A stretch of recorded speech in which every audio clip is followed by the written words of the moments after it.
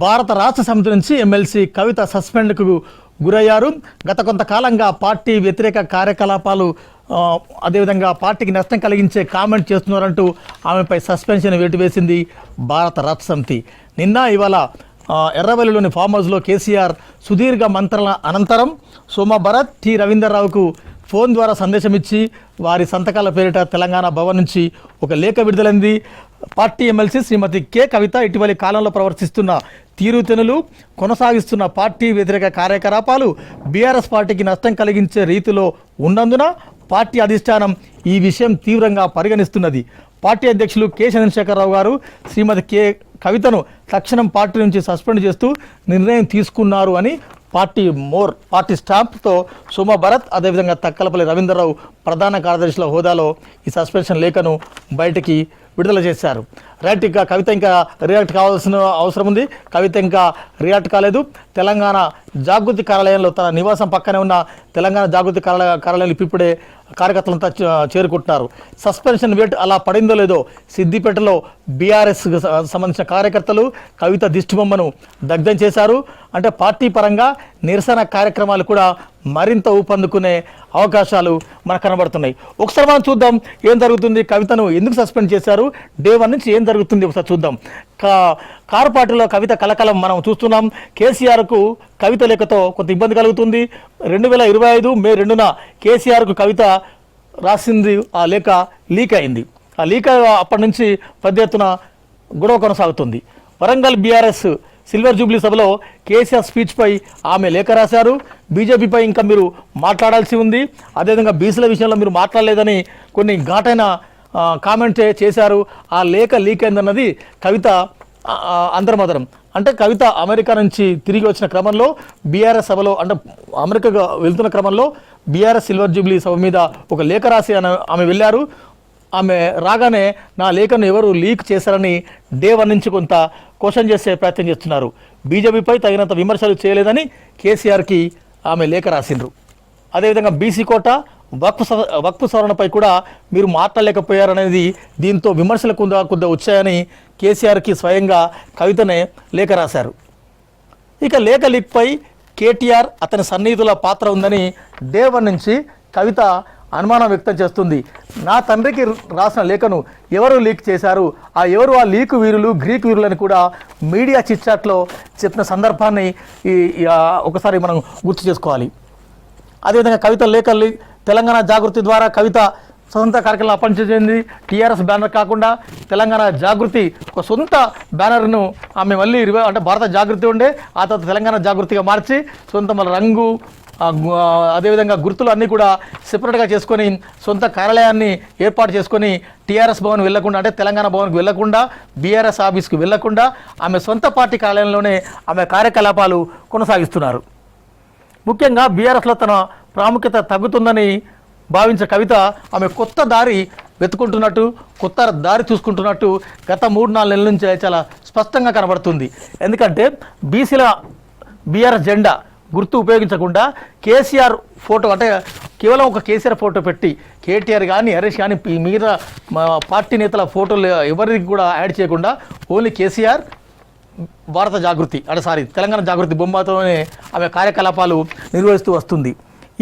వీటితోనే బీసీ కోట 42% బీసీ కోట మీద డే 1 నుంచి ఫైట్ చేస్తున్నారు. కులగణన త్వరగా పూర్తి చేయాలి, కులగణన నివేదికను బయట పెట్టాలి అని బీసీ కమిషన్ని అదేవిధంగా డెడికేషన్ కమిషన్ కూడా కలిశారు. పూలే విగ్రహాన్ని ఏర్పాటు చేయాలని అనేక కార్యక్రమాలు ఆమె చేస్తూ వస్తున్నారు.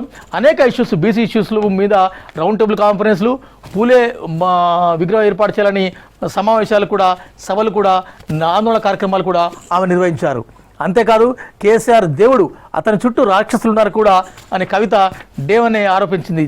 మా నాన్న మంచివారే, కేసీఆర్ దేవుడు, కానీ ఆయన చుట్టూ దయ్యాలు చేరాయని ఆమె ఇండైరెక్ట్ కామెంట్ని పార్టీ నేతలపై స్టార్ట్ చేసిండ్రు.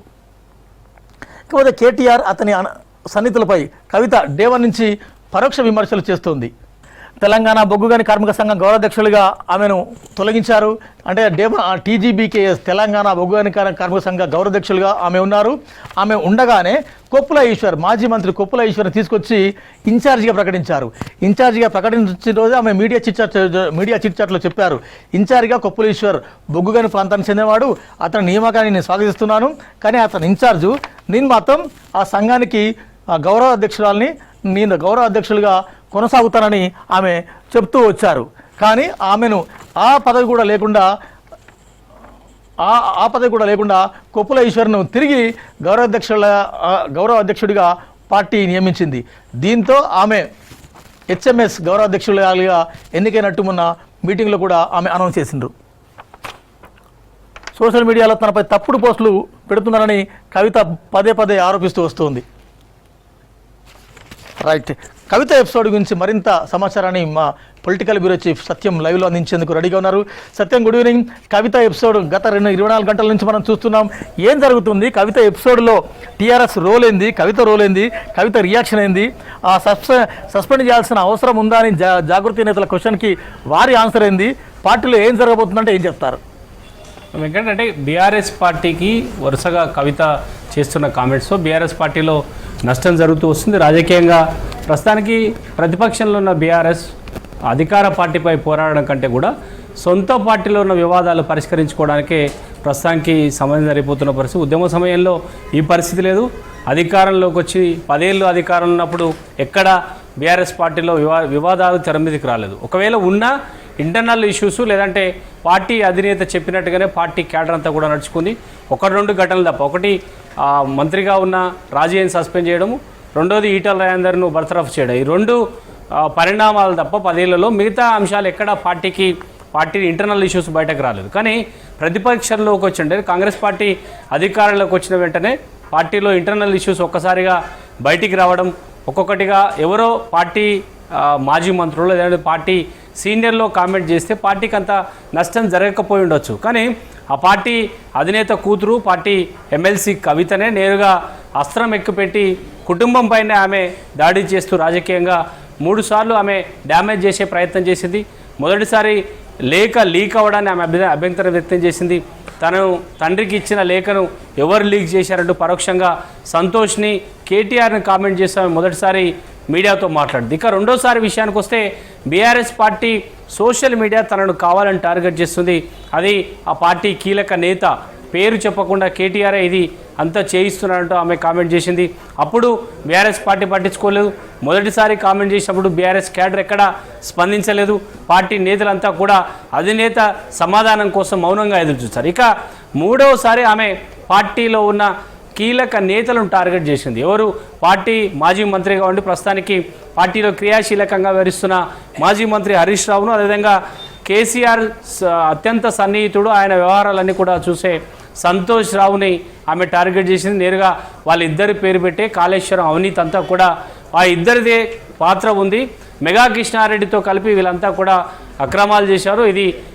ఇది అధినేత కేసీఆర్కి సంబంధం లేదంటూ ఆమె నేరుగా బహిరంగంగా మాట్లాడడంతో ఇక బీఆర్ఎస్ పార్టీ నష్టాన్ని భరించలేని పరిస్థితి. పార్టీలో ఉన్న నేతలంతా కూడా పార్టీని ప్రశ్నించే పరిస్థితికి వచ్చింది. ఇక ఎందుకు ఇంత మౌనంగా ఉంటున్నారు, అధినేత ఎందుకు స్పందించడం లేదు, సొంత ఇంటి వాళ్ళైతే ఒక న్యాయం, లేదంటే బయట నుండి వచ్చే నేతలకు మరో న్యాయం, ఎందుకు ఇంత మౌనంగా ఉంటుంది అని ఇంటర్నల్గా పార్టీలో చర్చ జరగడంతో ఇక గత్యంతరం లేని పరిస్థితుల్లో ఆ పార్టీ అధినేత కేసీఆర్ కవితపై సస్పెండ్ వేటు వేశారు. ఆమె పార్టీ క్రమశిక్షణ చర్యలకు వ్యతిరేకంగా వ్యవహరిస్తుంది కాబట్టి ఆమెను పార్టీ నుంచి సస్పెండ్ చేస్తున్నట్టు పార్టీ ప్రకటన చేసింది. కానీ నెక్స్ట్ ఏం చేయబోతుంది కవిత? పార్టీలో ఉంటుందా ఉండదా? పార్టీ ప్రాథమిక సభ్యత్వానికి రాజీనామా చేస్తుందా? పార్టీ నుంచి వచ్చిన ఎమ్మెల్సీ పదవిని ఉంచుకుంటుందా, లేదా ఎమ్మెల్సీ పదవి కూడా రాజీనామా చేస్తుందంటే ఇదంతా కవిత పక్షాన ఉన్న, కవితతోటి ఉన్న నాయకులు ఎవరు కూడా ఈ అంశంపై ఎవరు స్పందించే పరిస్థితి లేదు.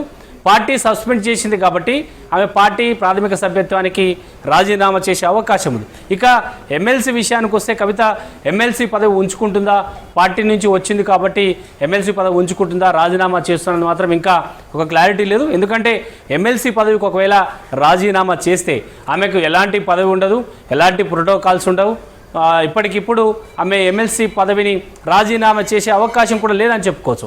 ఒకవేళ ఎమ్మెల్యే అయి ఉంటే ఎమ్మెల్యే పదవికి రాజీనామా చేస్తే బై ఎలక్షన్స్ వచ్చి ఉండేది.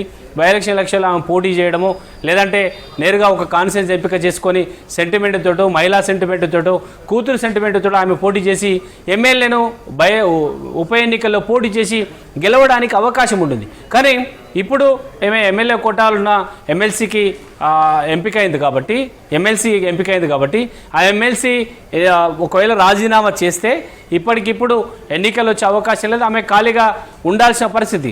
ఇక ఆమె మరో మార్గంగా ఏం చేయబోతుంది? అసలు పార్టీ పెడుతుందా, లేదంటే జాగృతితో కొనసాగిస్తుందా, లేదంటే బీఆర్ఎస్ పార్టీని టార్గెట్ చేస్తూ డ్యామేజ్ చేసే టార్గెట్? ఈ 3 అంశాలు కవిత దగ్గర ఉన్నాయి. కానీ కొత్త పార్టీకి ప్రస్తుతానికి ఇప్పటికిప్పుడు సాధారణ ఎన్నికలు లేవు. మరో 3 ఏళ్ళు అయితే కానీ తెలంగాణ రాష్ట్రంలో అసెంబ్లీ ఎన్నికలు లేవు. కాబట్టి ఇప్పటికిప్పుడు కొత్తగా పార్టీ పెట్టి ఆర్థిక భారాన్ని ఆమె భరించే పరిస్థితి లేదు. ఎందుకంటే ఇప్పటి నుంచి దాదాపు 3 ఏళ్ళు ఆమె పార్టీని కొనసాగించాలి. ఎన్నికల ముందు పార్టీ పెడితే ఆమె మహిళా సెంటిమెంట్ తోటో, లేదంటే బీసీ సెంటిమెంట్ తోనే వెళ్ళే అవకాశం. సత్యం అంటే ఒక్కసారి కవిత సస్పెన్షన్ ఒక్కసారి మనం రివ్యూ చేద్దాము. తెలంగాణ ఉద్యమం పీక్ స్టేజ్లో ఉండగా ఆల నరేంద్ర, తర్వాత రాముల రకరకాల వ్యక్తులను మన రాహమాన్ వీళ్ళందరూ కూడా బహిష్కరించినారు. కొంతమంది సస్పెండ్ ఎక్కువ బహిష్కరించినారు. పార్టీ అధికారంలో ఉన్న పీక్ స్టేజ్లో రాజాను బర్తరఫ్ చేసినారు, ఈటల రాజేందర్ను పార్టీ నుంచి పంపించినారు. అంటే ఇవాళ పార్టీ ప్రతిపక్షంలో ఉంది, పార్టీ అధికారంలో లేదు. పార్టీ వెంట లీడర్ కానీ క్యాడర్ కానీ అంత పెద్దగా వచ్చే అవకాశం లేదు. అసెంబ్లీలో 37 తర్వాత 10 మంది పోవడం, పార్లమెంట్లో 0 రావడం, మండలిలో ఎవరు పోటీ చేయకపోవడం, ఇవన్నీ కూడా పార్టీకి ప్రతికూల పరిస్థితులు ఉన్నాయి. ఈ టైంలో విత్ ఇన్ ది ఫ్యామిలీలో కవిత సస్పెన్షన్ ద్వారా పార్టీ ఏం చెప్పదలుచుకుంది? కేసీఆర్ ఏం మెసేజ్ ఇవ్వాలనుకున్నారు? అంటే ఇది జరుగుతున్న వరుస ఘటనలకు సంబంధించి మొదటిసారి కవిత కామెంట్ చేసిన పార్టీ లైట్ తీసుకుంది. రెండోసారి ఆమె పార్టీపై ఆరోపణలు చేసిన పార్టీ కుటుంబం 2 సద్దుమణిగే ప్రయత్నం చేశారు. కొంతమంది కేసీఆర్ ఫ్యామిలీకి సంబంధించిన నేతలు వెళ్ళి ఆమెతో చర్చించే ప్రయత్నం చేశారు. అయినా ఆమె ఈ వివాదాన్ని పులి స్టాప్ పెట్టే ప్రయత్నం చేయలేదు. సో మొత్తంగా భారత రాష్ట్ర సమితిలో ఏం జరగబోతుంది, కేసీఆర్ కుటుంబంలో కల్వకుంట్ల ఫ్యామిలీలో ఏం జరగబోతుంది అనేది కొద్దిగా రాజకీయంగా చర్చనీయాంశంగా వస్తుంది. వీటంటే సొంత బిడ్డను కూడా నేను టాలరేట్ చేయను అని ఒక మెసేజ్ ఇవ్వదలుచుకున్నారా, లేకుంటే కవిత పార్టీ వ్యతిరేక కార్యకలాపాలకు పాల్పడుతుంది కాబట్టి నేను సొంత బిడ్డను కూడా టాలరేట్ చేయని మెసేజ్ ఇవ్వదలుచుకున్నారా, లేకుంటే ఇంకేం మెసేజ్ ఇవ్వదలుచుకున్నారా అనేది రాజకీయంగా రకరకాల చర్చలు వస్తున్నాయి. చూద్దాం. కవిత రియాక్షన్ ఇంకా రావాల్సి ఉంది. కవిత ఇంకా స్పందించలేదు. ఆమె ఎమ్మెల్సీ పదవికి రాజీనామా చేయబోతున్నట్టు కూడా కొంత ఊహాగానాలు వస్తున్నాయి, కొంత పుకార్లు షికార్లు చేస్తున్నాయి.